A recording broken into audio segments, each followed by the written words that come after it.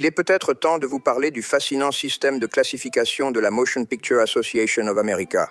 Il est difficile de se rappeler une époque où la MPAA ne régnait pas d'une main de fer sur l'industrie du cinéma. Aujourd'hui, quand des cinéastes marginaux, des artistes hors système ou simplement un studio cherchant à gagner de l'argent veulent vraiment faire sensation, ils n'ont qu'une seule option. Ils sortent un film dans cet espace liminal entre ce qui est commercialement viable et ce qui est culturellement transgressif. C'est ce qu'on appelle un film non classé. Jack Valenti, président de la Motion Picture Association of America, a annoncé à New York que l'industrie du cinéma va instaurer un système de classification volontaire pour empêcher les jeunes de voir certains films. Les classifications et l'idée de classification existent depuis presque toute l'histoire moderne de l'exploitation industrielle des films. Nous les connaissons tous, G, PG, PG-13 et R. Ce sont les 4 classifications légitimes et commercialement appropriées que votre film peut recevoir. Bien sûr, il y a le redouté NC-17, mais moins on en dit à ce sujet, mieux c'est du point de vue du studio. Ces dernières années, les studios préfèrent souvent laisser leur projet sortir sans cette classification plutôt que de la choisir. Pour comprendre cet écosystème, il faut revenir à son origine. Messieurs, étant donné son coût énorme, nous ne voulons pas le mettre sur le marché à moins d'être certains qu'il n'offensera aucun Américain raisonnable, quelle que soit sa foi ou sa croyance. De 1934 à 1968, le Code de production cinématographique a établi un modèle concret et puritain de ce qui pouvait être diffusé dans les salles par les studios de cinéma. Ce règlement, communément appelé le Code Hayes, du nom de William H. Hayes, ancien homme politique et alors ministre des Postes. Et le code de production adopté par l'industrie cinématographique est conçu pour développer et protéger. Le Code Hayes imposait une stricte censure au cinéma. Aucune fornication, nudité ou drogue n'était tolérée dans les films grand public. Même des idées comme la victoire des méchants ou la promotion d'actes criminels étaient censurées sous la poigne de fer du code. Cependant, à mesure que la morale publique évoluait et que les studios devenaient de plus en plus frustrés par la censure totalitaire de la MPAA, une volonté de la remplacer par autre chose a gagné en popularité. La MPAA, ou Motion Picture Association of America, a finalement été créée pour remplacer le Code Hayes. Cependant, la MPAA n'est pas sans défaut. Elle a été accusée de corruption, de favoritisme envers les grands studios et de censure.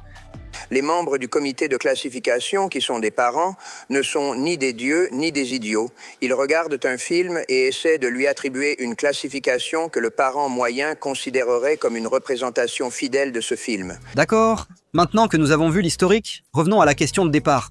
Comment un film peut-il sortir sans classification? C'est généralement un studio ou une société de distribution qui veut éviter une classification NC-17. Il n'y a eu qu'une poignée de films grand public qui sont sortis avec la classification NC-17, et presque tous ont été de véritables échecs. En raison des accords entre la MPAA et le réseau de cinéma, un film doit être classé pour être diffusé dans les salles du pays. Pendant une grande partie de l'histoire de l'industrie, de nombreuses grandes chaînes de distribution et studios étaient très réticents à sortir un film sans classification. Cela était dû à la crainte d'un retour de bâton du public et au risque de poursuites judiciaires non désirées. Il a toujours été extrêmement rare et difficile de sortir un film sans classification. Cela a duré jusqu'au début des années 2000. Qu'est-ce qui a changé durant cette décennie sacrée?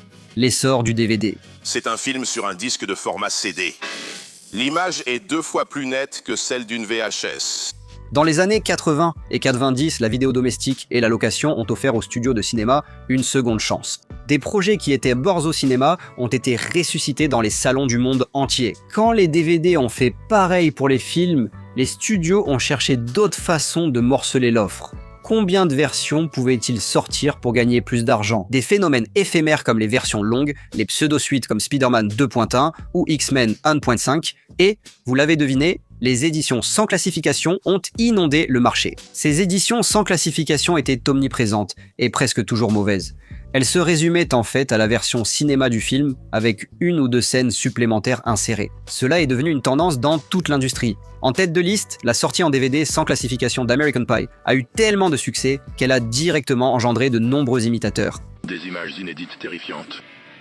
Des bonus exclusifs. Restez loin de Los Angeles. À mourir pour la version non censurée du réalisateur, L'Aube des Morts et DVD mardi. Cette pratique d'extorquer de l'argent aux fans de cinéma n'a pas duré. Après pratiquement une décennie à proposer des versions alternatives de films de qualité médiocre, tout le monde a collectivement décidé d'arrêter, juste à temps pour voir l'industrie des supports physiques s'effondrer avec l'arrivée du streaming.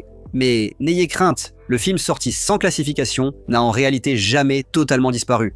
En fait, il est aujourd'hui plus proche que jamais de l'idée d'origine. Aujourd'hui, les films sortis sans classification ont plus d'impact. On trouve encore l'ancienne version de ce concept, comme la ressortie de Saw pour ses 20 ans. Vis ou meurs, fais ton choix. Il propose une version un peu plus longue, avec plus de gore et de vulgarité, mais reste essentiellement le film original. Il n'est resté que quelques jours en salle, ce qui lui a permis d'éviter la colère de la MPAA. C'est une sortie limitée. La plupart des gens sont tellement ingrats d'être en vie. Mais pas toi. Plus maintenant. Terrifier 3, cependant, est une bête à part entière. Eh bien, grâce à l'accès offert par le streaming, Terrifier a pu se constituer une base de fans de plus en plus nombreuses et passionnées. Ce sont des personnes qui viennent à la franchise pour une seule et unique chose, le gore. Alors, lorsque le distributeur Cineverse Corp s'est rendu compte qu'il n'y avait aucune chance que la MPA leur accorde autre chose qu'un NC-17, ils n'ont eu d'autre choix que de tout risquer et de miser le paquet.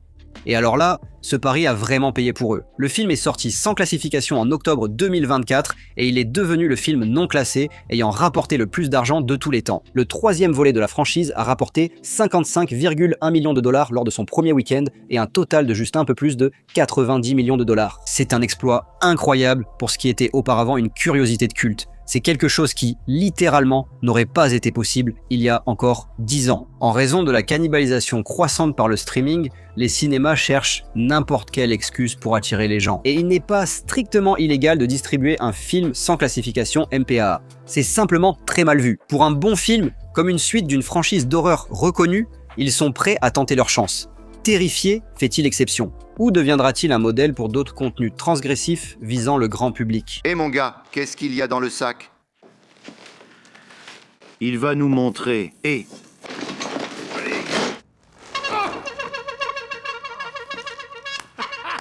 Mais que se passe-t-il quand il s'agit d'un projet plus petit, plus indépendant, ou d'un projet qui a été bloqué dans l'enfer du développement pendant quelques années? Eh bien, c'est justement l'histoire de Toxic Avenger. Le remake du classique culte porté par Peter Dinklage s'inspire directement de la stratégie de Terrifier. Après avoir été présenté en avant-première au Fantastic Fest il y a presque 2 ans et avoir reçu des critiques élogieuses, le projet n'a tout simplement pas réussi à trouver de distributeur. Apparemment, il était trop agressif sur plusieurs plans. Et pourtant, nous y voilà enfin, avec l'espoir que le film poursuive la tendance des films non classés qui rapportent gros. Invoquez les noix.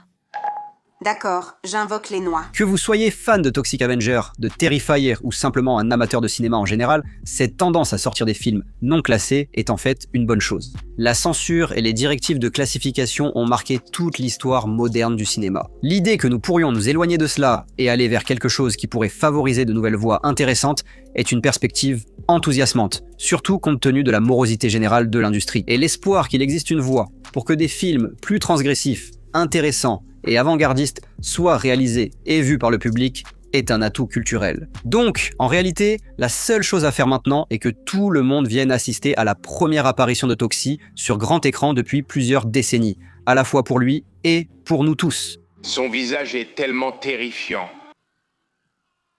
Nous ne pouvons pas vous le montrer. Allez voir le film vous-même. Eh bien, c'est tout pour cet épisode. Qu'en pensez-vous ? Les films non classés ont-ils un véritable avenir ? Ou est-ce juste une mode qui disparaîtra rapidement ? Dites-le nous en commentaire. Merci aussi de liker et de vous abonner pour plus de contenu nostalgique comme celui-ci.